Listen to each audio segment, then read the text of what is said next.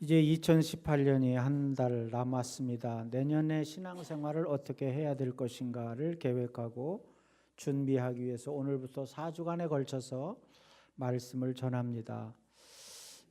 작년에도 한번 그렇게 시도를 해봤고요. 그 전에는 평일날 모여서 했는데 평일날은 여러분이 다 바빠서 모이기가 힘들어요. 그래서 주일 낮 예배, 오후 예배에 걸쳐서 이제 말씀을 전합니다. 낮 예배뿐만이 아니라 오후 예배도 다 나오셔서 내년을 준비하는데 임하시기를 바랍니다.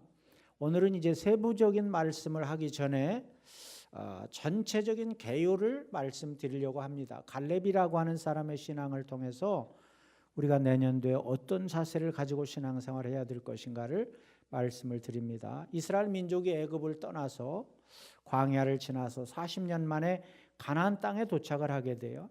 이제 가나안 땅에서 땅을 분배를 해야 되잖아요. 지파별로 제비를 뽑아서 다 땅을 분배를 했습니다. 근데 이 땅 가나안 땅은 조상 대대로 약속한 땅이잖아요. 그러니까 그 약속의 말씀대로 가나안 땅을 차지하게 됐고 또 땅을 분배받게 됐으니까 얼마나 감사한 일이에요. 참으로 놀라운 일이에요.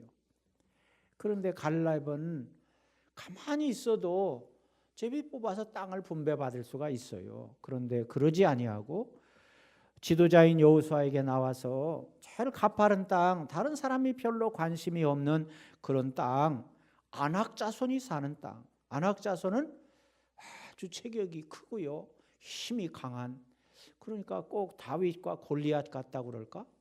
그런 사람들이 사는 곳이에요. 그런데 이런 지역을 지금 뭐라고 그랬어요? 이 산지를 지금 내게 주소서. 그러니까 산지라고 그랬으니까 틀림없이 높은 지역, 척박한 땅이었을 것이 틀림이 없어요. 그러니까 갈렙은 가만히 있어도 특권을 누릴 수가 있었는데 그러지 아니하고 하나님의 약속을 믿고 인내함으로 하나님이 약속한 그 땅을 꼭 내가 도전해서 이루겠다고 하는 그런 열정을 보였습니다.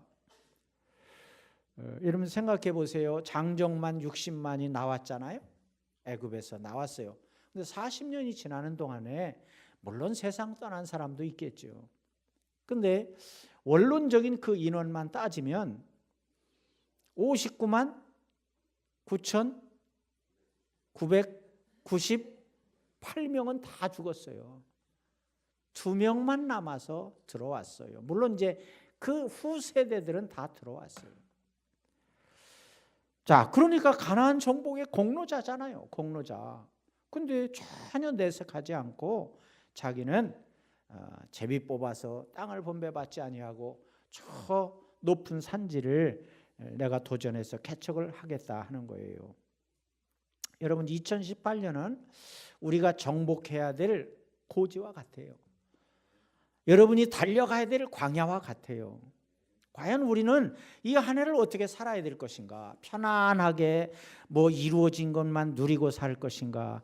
아니면 뭔가 목적을 정하고 뭔가 새로운 도전을 해서 하나님의 뜻을 이루며 살 것인가 하는 것을 결단하는 아주 중요한 시점에 우리는 있어요.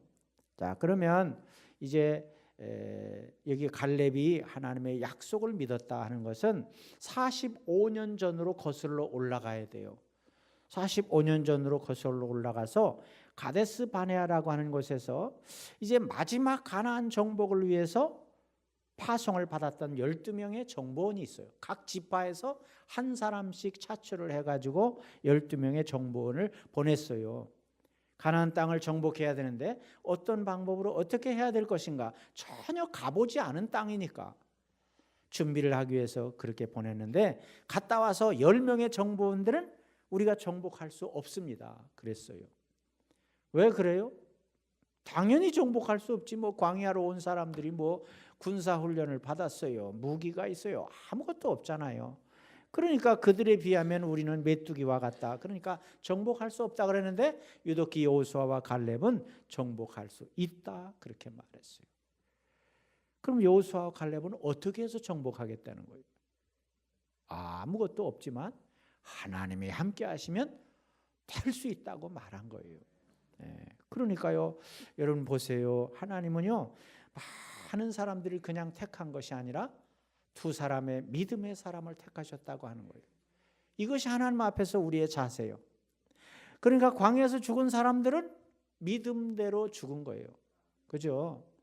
안 된다고 말하고 원망하고 불평하니까 그 믿음대로 된 것이고, 여호수아와 갈렙은 가나안 땅에 들어갈 수 있습니다. 그들은 우리의 밥입니다. 이렇게 당당하게 믿음을 고백했다. 그대로 가나안 땅에 들어가게 되었다 하는 것이에요. 그래서 오늘은 바로 이 갈렙의 신앙을 통해서 내년 한 해 우리가 어떤 자세로 살아야 될 것인가 하는 것을 말씀드리려고 합니다. 첫째로 갈렙은 약속의 말씀을 굳게 믿은 사람이라 하는 거예요. 자, 이 산지를 내게 달라고 한 것은 갈렙의 용기일까요? 아니면 남자다운 기계를 보인 것일까요? 아니면 가나안의 2인자로서 폼을 한번 잡아본 것일까요? 뭘 것 같아요? 그것이 아니라 놀라운 것은 하나님께서 약속하신 그 약속을 붙잡았다 하는 거예요. 민수기 14장에 보면 45년 전으로 거슬러 올라갑니다. 내 종 갈렙은 그 마음이 그들과 달라서 나를 온전히 따랐은즉 그가 갔던 땅으로 내가 그를 인도하여 드리리니 그의 자손이 그 땅을 차지하리라 그랬어요. 하나님께서 갈렙에게 그런 비전을 주셨어요. 온전히 따랐은즉 내가 그 땅을 차지하게, 내가 그 땅을 차지하도록 해줄 것이라 그렇게 말했단 말이에요. 그러니까 45년이 지났는데도 그 약속을 굳게 믿었어요. 약속의 말씀을 꼭 붙들었어요. 그대로 되어질 것을 믿었어요. 그러니까 담대하게 그 산지를 정복할 수 있다고 믿음을 선포한 거예요. 10절 말씀에 보면 여호와께서 말씀하신 대로, 또 12절에 여호와께서 말씀하신 이 산지, 12절 후반에 여호와께서 말씀하신 대로, 입만 열면 하나님 말씀대로요. 구구절절히 하나님의 말씀대로 믿고 따르겠다고 말하고 있어요. 여러분, 세상에서 돈이나 권세를 붙든 사람들은 그 돈이 흔들리고 권세가 흔들릴 때 그 인생 전체가 처량하게 돼요. 허무하게 돼요. 우리 사회가 이것을 증명하는 사람들로 줄을 서 있어요. 권력을 의지했던 사람들, 물질을 의지했던 사람들이 지금 어디가 있어요? 다 손에 수갑을 차고요, 재판을 받고 있잖아요. 그래서 세상의 것은 의지할 것이 못 돼요. 여러분, 우리가 믿음을 말할 때 이런 비유를 제가 이렇게 들은 기억이 나는데, 처음 가는 길을 여러분이 만약에 차를 몰고 간다 그래 보세요. 저 외지에서 누가 세광교회를 찾아온다 그래 보세요. 그럼 어떻게 찾아와야 돼요? 약도를 의지하거나, 또는 요즘은 뭐 내비게이션을 의지하거나, 또는 또 뭐예요? 사람들이 말, 이렇게 오세요. 영등포에서 320번을 타고요, 여기 신앙공원 앞에서 내리셔서 걸어오셔요. 이렇게 말로 전해서 그 말을 처음에는 어떻게 돼요? 처음에는 믿고 가는 거잖아요. 알아서 가는 게 아니에요. 뭐 가보질 않았는데 어떻게 알겠어요? 근데 와서 보니까 어때요? 아, 이렇게 아름다운 공원 옆에 예배당이 있구나. 그래서 세광교회가 여기 있다고 하는 것을 알게 되잖아요. 그러니까 처음에는 뭐로 시작해요? 처음에는 뭐로 시작해? 그러니까 그게 믿음이에요. 믿음. 약도를 믿고 내비게이션을 믿고 사람들의 말을 믿고 오는 거잖아요. 어디에 뭐가 있는지 모르지만 그렇게 가는 거잖아요. 근데 와서 보니까 아, 여기에 세강교회가 있구나, 이렇게 알게 된다 하는 거예요. 여러분, 진리도 그와 같아요. 네? 진리. 오늘 만약에 처음 우리 교회 오신 분이 있다고 한다면, 또 최근에 오신 분이 있다고 한다면, 와서 이렇게 설교 말씀을 들을 때 다 깨달아져요? 못 깨달아요. 근데 어떻게 해야 돼? 깨달아지지 않아도 믿고 가는 거예요. 믿고. 그렇게 해서 가다 보면 언젠가 그것이 깨달을 날이 와요. 그러니까 처음에는 믿음으로 가는 거예요. 여러분, 하나님을 우리의 머리로 알 수 있다고 하는 것이 맞아요, 틀려요? 하나님을 어떻게 우리가 알 수가 있어요? 하나님은 온 우주 만물을 창조하시고 우리 인간을 지으신 분이잖아요. 엄청난 분인데 우리가 알고 있는 지식, 학교에서 배운 지식 가지고 알 수 있다? 그거는 무리한 요구예요. 그래서 어떤 유명한 신학자는 이렇게 말했어요. 이해되어지는 신은 이미 신이 아니다 그랬어요. 우리의 머리로 이해되는 신이라고 한다면 그는 우리하고 똑같은 사람이지 우리와 다를 바가 뭐가 있어요. 그래서 말씀은요 이해하려고 하면 안 되고 믿어야 된다. 믿어야 돼요. 하나님의 말씀이니까 이해가 되지 않아도 내가 믿는 거예요. 그렇게 해서 믿음을 가지고 살아가다 보면 그거구나 이렇게 깨달을 날이 오게 된다는 거예요. 믿습니까? 갈렙이 아낙 자손이 사는 땅에 가서 보니까 요새를 파놓죠. 성을 쌓지요. 외부에 저거에서 보호를 받으려고 성을 쌓지요. 그리고 그들은 체격이 거인이고 막 무기로 완전 무장을 했지요. 그래 보자마자 기가 팍 죽는 거예요. 그래서 10명의 정보원들이 우리는 감당할 수가 없다. 그들에 비하면 우리는 메뚜기와 같다. 이렇게 말한 거예요. 그게 틀린 게 아니에요. 현실을 보니까 그렇다는 거예요. 상대적으로 자기를 보면 갈렙과 그 백성들은 광야를 지나면서 40년 동안 지칠 대로 지쳐 있어요. 무장도 하지 못하고요. 군사훈련도 받지 못해서 그냥 오합지졸이야. 어떻게 그들을 대항해서 싸울 수가 있겠어요? 그런데 갈렙에게는 하나님의 약속을 믿는 믿음이 있었단 말이에요. 그러니까 하나님이 우리와 함께 하시면 그들을 쫓아낼 수가 있다. 이렇게 믿음으로 선포한 거예요. 이게 믿음이에요. 믿음으로 나아갈 때 결국 어떻게 됐어요? 하나님이 그 땅을 주신 줄로 믿습니다. 2018년을 살아가는데 다른 것은 좀 부족해도 돼요. 우리는 다 부족한 사람들이지 여기 완벽한 사람이 세상에 어디 있어요? 부족한 것 그게 창피한 것도 아니고 그게 잘못된 것도 아니에요. 그런데 뭐가 있어야 돼? 다른 것은 부족해도 돼. 그런데 믿음이 있어야 된다는 거예요. 믿습니까? 믿음만 있으면 그 믿음을 통해서 하나님이 일하시기 때문에 하나님이 여러분을 붙들고 큰 일을 해낼 수 있을 줄도 믿습니다. 근데 이 믿음이라고 하는 것도요 종류가 있어요. 믿음도 사랑받는 믿음이 있어요. 여러분 세상에 어떤 물건도요 명품이라고 하는 것이 있잖아요. 명품. 가방도 명품이 있고 시계도 명품이 있고 명품이 있고 또 한편으로는 또 짝퉁도 있잖아요. 중국에는 아주 명품의 박물관인 것 같아요. 얼마 전에 보니까요 자동차도 짝퉁이 있대요. 세상에 사람이 타고 가는 자동차 짝퉁이 있으면 어떻게 돼?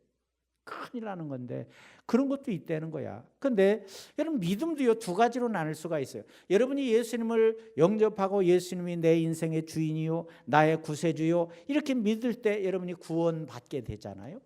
그러면 우리가 구원받는 그 순간에 어린 아이가 태어나는 것과 같아요. 어린 아이가 태어나는 것과 같이 이 세상에 반짝하고 태어나는 거예요. 그러면 믿음이 그런 상태로만 그대로 있으면 어떻게 돼요? 항상 다른 사람이 돌봐줘야 돼. 예? 어린아이는 다른 사람이 돌봐줘야 되잖아요. 자, 그런데 뭐냐? 그 어린아이는 어떻게 돼? 자라야 돼요. 유치원도 가고 초등학교도 가고 해서 요즘처럼 수능시험도 보고 좀 있다가 또 직장을 들어가기 위해서 취직시험도 치르고 이러면서 자꾸 자라야 된단 말이에요. 마찬가지 우리 믿음도 자꾸 자라야 돼요. 예수님 믿는 것만으로 그쳐서는 안 된단 말이에요. 믿음이 자라야 되는데 자, 그 자란다고 하는 것은 뭐냐? 여러분이 예수 믿고 구원받은 사람으로서 이 세상에 나가서 뭔가 일할 수 있는 사람이 돼야 된다는 거예요. 그럴 때 여러분의 믿음이 자랐다, 어른의 믿음으로 성장했다 이렇게 말할 수가 있는 거예요. 여러분 요즘 수능시험을 치르는 학생들이 이제 좀 있으면 대학교에 가게 되잖아요. 대학교에 가면 뭐 해야 돼요? 예? 대학교에 가면 뭐 해야 돼요? 놀아야 된대, 놀아야 돼. 그동안 얼마나 고생하며 공부를 했냐고 지금부터 놀아야 된다는 거예요. 이거 거꾸로잖아요, 거꾸로. 대학교에 들어왔으니까 뭐 해야 돼요? 공부를 열심히 해야지. 그렇잖아요? 그래야 대학을 졸업하게 되고 좋은 직장에 취직할 수가 있잖아요. 우리도요 오랫동안 신앙생활을 했는데도 그냥 어린아이의 믿음으로 머물러 있으면 정말 문제예요, 문제. 불행이에요, 불행. 능력을 향하는 믿음으로 자라야 된단 말이에요. 하나님께서 여러분을 구원시켜 주신 것은 여러분을 통해서 뭔가 하나님의 뜻을 이루기 위해서 여러분을 구원시켜 주신 거잖아요. 그러니까 우리가 그 하나님의 뜻을 해내기 위해서는 우리의 믿음이 자라야 된다. 꼭 다른 표현을 쓴다고 한다면 우리 몸의 근육과 같아. 근육. 우리 몸에 근육이 있어야 무거운 것도 들고 일할 수가 있잖아요. 그래서 의사들이 뭐라고 그래요? 운동을 해도 그냥 운동도 필요하지만 근육을 키우는 운동을 해야 된다, 그렇게 말하잖아요. 해요, 안 해요? 네, 해요. 나만 그런 게 아니에요. 여러분도 그렇게 해야 된다. 그래야 힘있게 살아갈 수가 있다 하는 거예요. 자녀가 자라면 직장에도 가고 결혼해서 독립도 하고 이렇게 해야지. 맨날 부모님한테 얹혀가지고 산다 그러면 그게 되겠어요? 우리의 믿음이 그렇다는 거예요. 우리의 믿음이.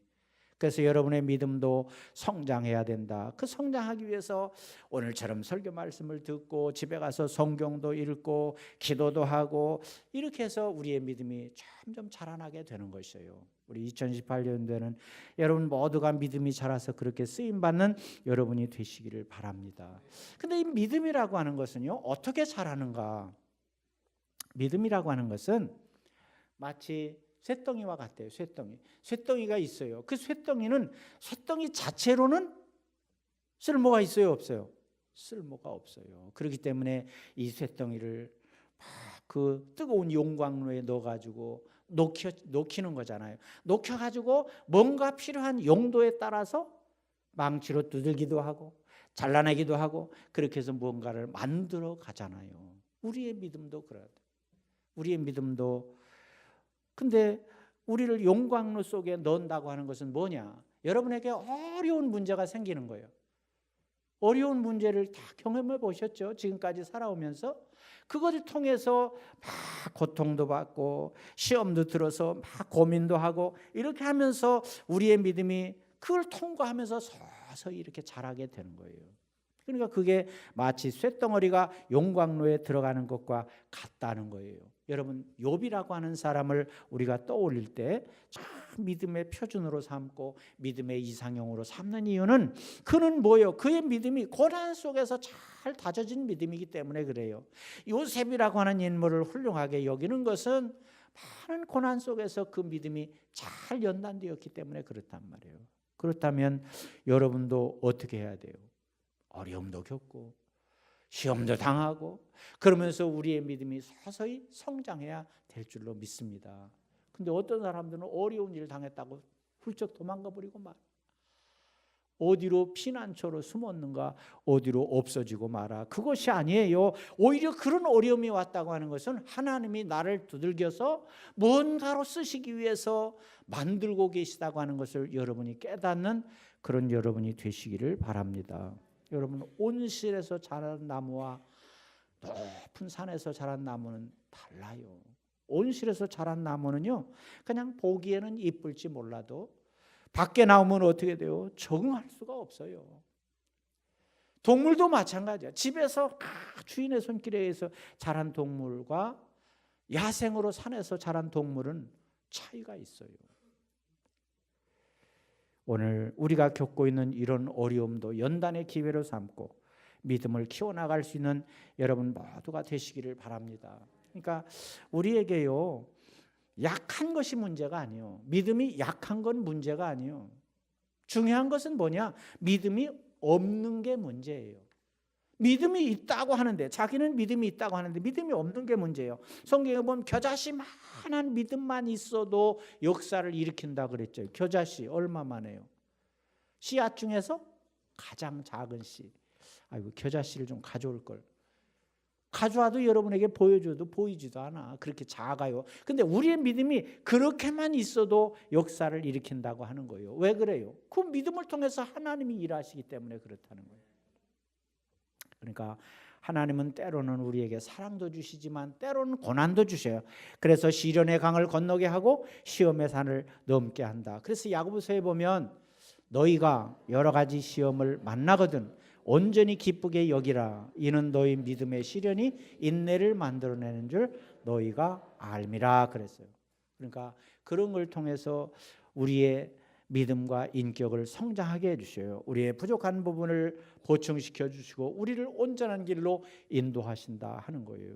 여러분 운동선수 보세요. 연습을 많이 하잖아요. 막 다른 팀과 이렇게 해가지고 연습 게임도 많이 하잖아요. 이런 걸 많이 한 팀일수록 실력이 좋은 팀이 되는 거예요.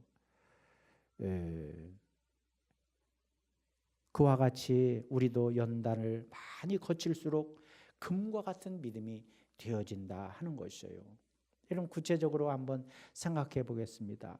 성경에 보면 사랑에 대한 말씀이 많이 나와 있잖아요. 사랑하라 그랬어요. 그러면 어떻게 해야 돼요? 어떻게 해야 돼? 나가서 사랑해야지. 친구도 사랑하고 부모님도 사랑하고 형제도 사랑하고 또 누구도 사랑해야 돼요. 이웃도 사랑해야 돼. 내가 미워하는 사람도 사랑해야 돼. 심지어는 누구까지도 원수까지도 잘 알아. 원수까지도 사랑해야 된단 말이에요. 자, 그러면 원수 사랑할 수 있어요, 없어요? 없어요? 네, 없어요. 실제 우리 실력으로는요 원수 사랑할 수 없어요. 맨날 같이 사는 두 사람끼리도 서로 치고받고 사느니 못 사니 하는데 원수까지 어떻게 사랑해요? 그게 맞아요. 그런데 우리 안에는 성령님이 계시잖아요. 그러니까 우리의 그런 부족한 부분을 채워주시기 위해서 성령님이 여러분과 같이 계시는 거예요. 그분의 실력이면 충분히 원수도 사랑할 수 있을 줄로 믿습니다. 그게 믿음이라, 그게 믿음이에요. 그러니까 믿음이 있는 사람은 이런 차이가 있는 것이에요. 가난한 사람을 도우라. 그러면 가서 물질로, 기도로 도와야 되고, 전도하라. 그러면 세계 땅끝까지 나가서 그냥 만나면 전도하는 거예요. 이렇게 할 때 역사가 일어나는 거예요. 근데 그러지 않고 머릿속에서만 있어. 그럼 어떻게 해야 돼? 사랑하라 그랬는데 원수까지도 사랑해야 한다. 머릿속에서만 있으니까 어떤 역사는 안 일어나잖아요. 그러니까 맨날 다른 사람 비판이나 하는 거예요. 알긴 아니까. 아이고 저 사람 저거 원수까지도 사랑하라 그랬는데 저렇게 사는구나. 이렇게 비판하고 뒷담화하고 그런단 말이에요.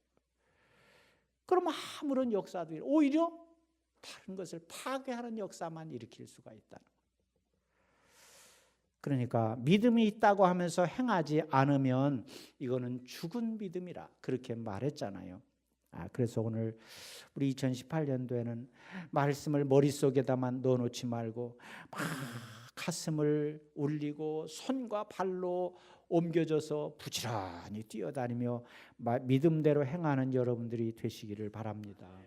여러분 우리가 예수님 안에 산다고 하는 것은 놀라운 거예요. 예를 들어 보겠습니다. 비행기를 타고 우리가 외국을 간다 그러면 이 비행기가요 높이도 올라가지만 멀리도 가잖아요. 막 여기서 미국도 가고 저기 아프리카도 가고 그러잖아요. 그건 왜 그래요? 내가 이 실력이 있어서 가는 게 아니잖아요. 왜 그래요? 내가 비행기를 타고 있기 때문에, 비행기 안에 있기 때문에 그것을 다 우리가 그 비행기를 탄 사람이 누리는 거예요. KTX를 타고 부산 가고 광주를 간다. 그러면 뭐 2시간? 2시간이라고 그랬나? 2시간에 부산 가요? 2시간 내지 2시간 반에 부산을 간다. 그러면 내가 뛰어서 그렇게 가는 게 아니잖아요. 날라서 그렇게 가는 게 아니잖아요. KTX 안에 있기 때문에 그것을 우리가 누리는 것뿐이란 말이에요. 여러분이 예수님을 믿는다고 하는 것은 예수님 안에 여러분이 들어가는 거예요. 여러분 안에 예수님이 와 계시는 거예요. 그래서 예수님과 우리가 하나 되는 거예요. 믿습니까? 자, 그렇다면 예수님이 가진 그 모든 것을 우리가 누리는 거예요. 그래서 예수님을 믿고 천국 가면 영생을 누린다 그러잖아요. 그러니까 여러분 우리가 어떻게 천국 가요? 예수님 때문에 천국 가는 것이고 우리가 어떻게 영생해요? 이 썩을 육신을 가지고. 그런데 예수님 안에 있기 때문에 예수님 때문에 영원한 생명을 누리게 되는 줄로 믿습니다. 그래서요 예수님을 믿는다고 하는 것은 이렇게 놀라운 거예요. 자, 보세요. 세상에 여러 가지 종교가 있잖아요. 그건 다 주인공이 사람이잖아요. 창시자가 사람이잖아요. 그러면 그 안에 있다 그래요. 부처 안에 있어요. 그럼 어디로 가요? 그렇지. 그 사람들 죽어서 지금 무덤을 크게 만들어가지고 무덤에서 경배받고 있잖아. 그럼 무덤 속으로 가는 거예요. 어떤 사람도 다 마찬가지예요. 그러니까 예수님을 믿어야 된다고 하는 것이고, 이것은 종교 차원이 아니에요. 기독교냐 불교냐 무슨 유교냐 그런 싸움이 아니란 말이에요. 이건 생명의 역사예요. 그래서 예수 그리스도 안에 생명이기 때문에 우리는 그 생명을 누리게 되는 줄로 믿습니다. 예수 그리스도 안에서는 절망이 없어요. 그렇기 때문에 예수 믿는 사람들에게는 오직 소망만 있을 뿐이에요. 예수님의 제자들을 보세요. 예수님의 제자들이 가는 곳마다 예수님이 행했던 역사를 막 이뤘잖아요. 병도 고치고 막 기적을 일으켰잖아요. 왜 그래요? 그들이 예수님 안에 있기 때문에. 제자들이 잘나서 그런 게 아니고 능력이 있어서 그런 게 아니고 예수님 안에 있기 때문에 그들이 가는 곳에 그런 역사가 임하게 된 줄로 믿습니다. 오늘 여러분과 내가 약속의 말씀을 꼭 붙들고 살아갈 때 능력 있는 삶을 살게 될 줄로 믿습니다. 자, 두 번째 중요한 것은 주도권을 잡은 인생을 살았다는 거예요. 누가복음에 보면 우리가 조금 이해할 수 없는 그런 말씀이 있어요. 옛날에 어떤 부자가 있었는데 그 부자가 재산이 너무 많아. 그래가지고 관리인을 두고 관리를 맡겼어요. 그냥 주인은 아무것도 안 해. 그냥 관리인한테 다 맡겼어. 근데 어느 날 소식이 들려오는데 자기 재산을 잘못 관리하고 있다. 그걸 빼돌렸는가? 막 구체적인 건 없지만 잘못 관리했다고는 소문이 들려요. 그래서 관리인을 불렀어요. 야, 지금까지 네가 관리한 걸 다 가져와 봐라. 결산을 하자. 그리고 사표를 내야 되겠다. 그렇게 말했어요. 그러니까 이 관리인은 깜짝 놀라서 평생 다른 일을 해본 일이 없어. 그러면 맨날 앉아서 사무나 보고 그랬는데 어디 뭐 건설 현장에 가서 일을 할 수가 있는가? 아니면 국어를 할 수가 있는가? 아무것도 할 수가 없어요. 그래서 이 관리인은 방법을 찾기 시작을 했어요.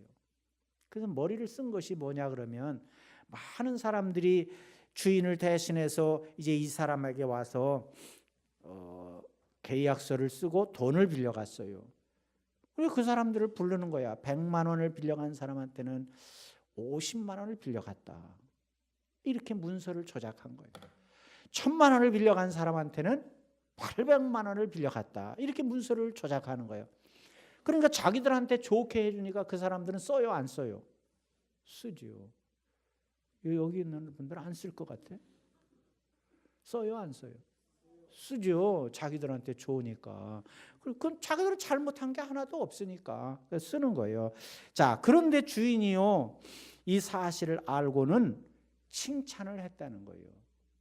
말이 돼요, 안 돼요? 안 돼요.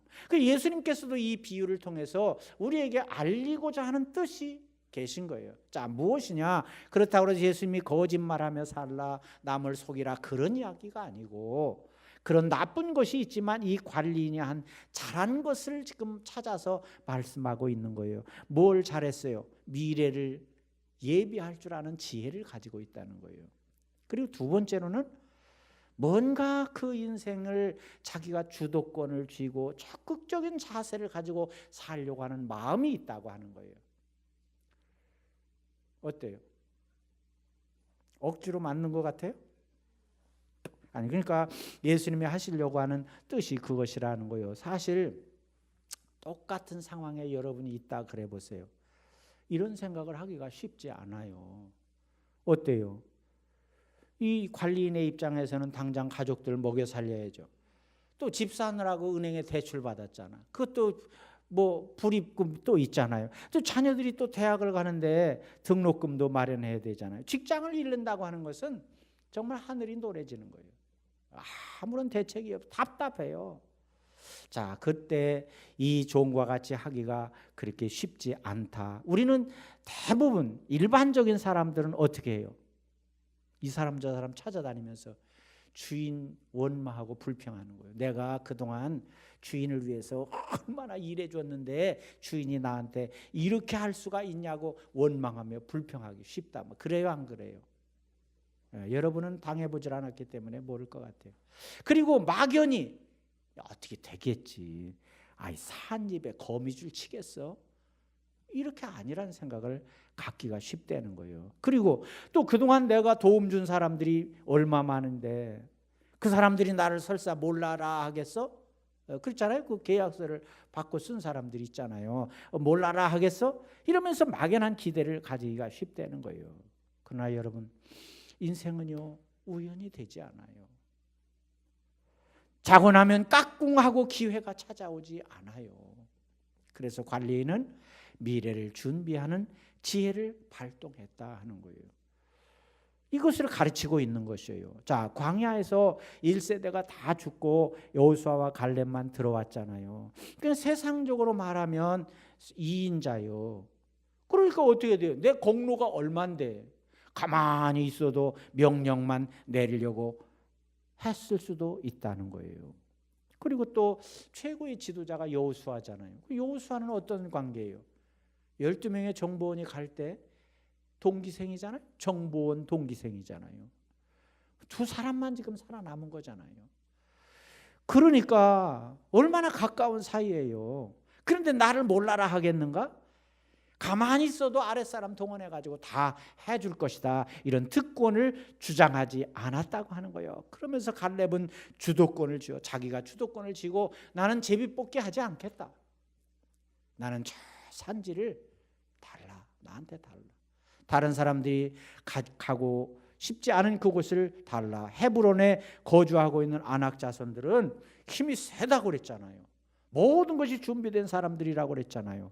그런데 45년 전에 하나님께서 자기에게 약속한 그 약속의 말씀이 있기 때문에 그대로 이루어질 것을 믿는다. 그러니까 그것을 나한테 달라. 그렇게 말한 거예요. 젊은 청년이 그랬다 그러면 이해가 가. 근데 지금 몇 살이에요, 이 갈렙이? 85세 할아버지요. 할아버지인데도 불구하고 약속의 말씀을 믿으니까 젊은 사람 못지않아요. 나이 들었다고요? 실망할 거 없어요. 말씀만 믿고 나가면 젊은이보다도 더 젊게, 더 활기차게 살아갈 수 있을 줄로 믿습니다. 오늘 사랑하는 우리 모든 가족들, 2018년은 우리 교회가 30주년을 맞는 해입니다.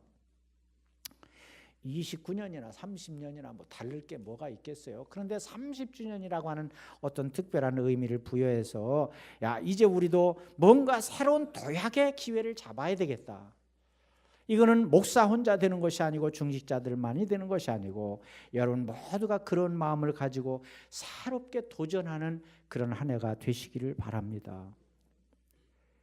그럼 2018년에 우리 교회가 30주년이 되니까 가만히 있어도 뭔가 될까요? 그냥 평탄하게 뭔가 이루어질까요? 그럴 것 같아요. 분위기 보니까. 그래요, 안 그래요? 안 돼요. 호락호락하지 않아요. 그러니까 어떻게 해야 돼? 우리가 적극적인 주도권을 가지고 2018년은 나의 해다. 우리 교회다. 이런 마음을 가지고 주도권을 가지고 여러분이 희생을 앞세워서 나가야 될 줄로 믿습니다.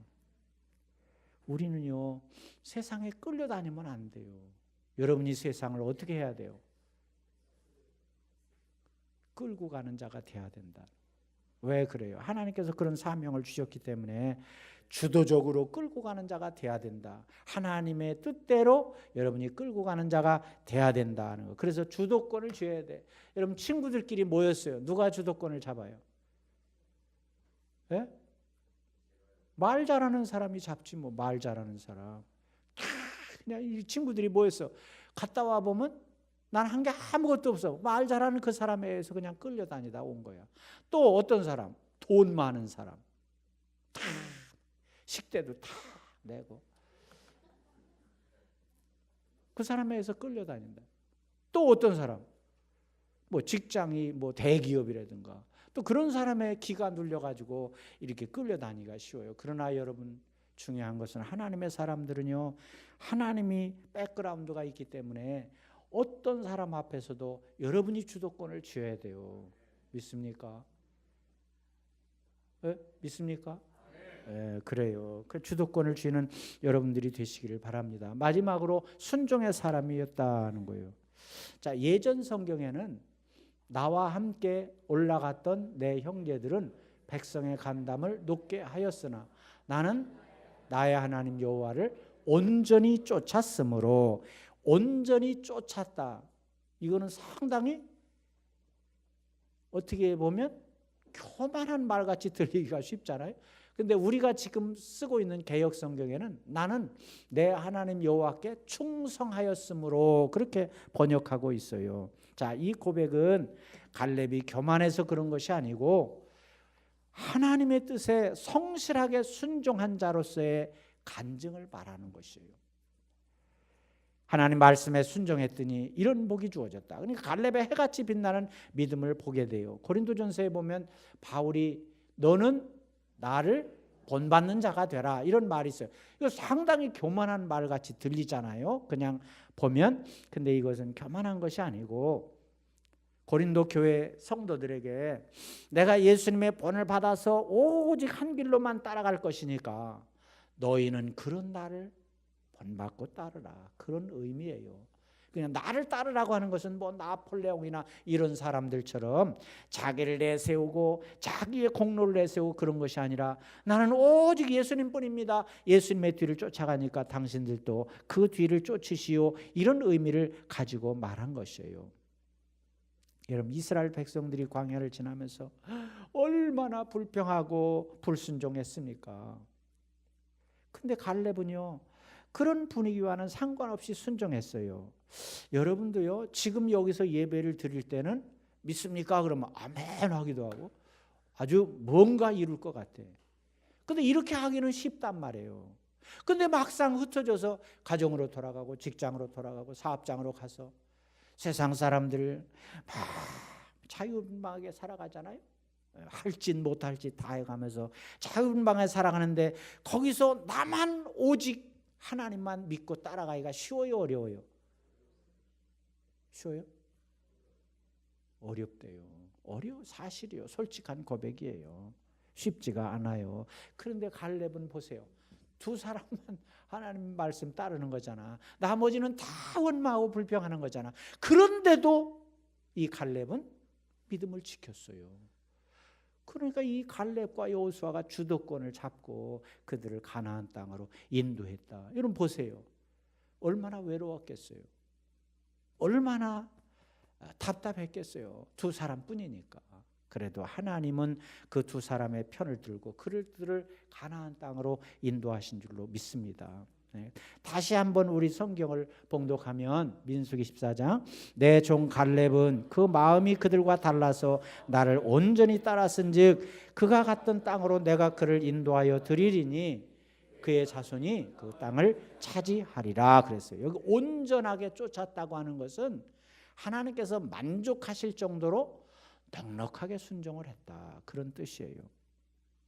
그러니까 하나님이 인정한 순종을 했다. 그 순종을 보시고 갈렙에게 그 땅을 주셨다고 하는 거예요.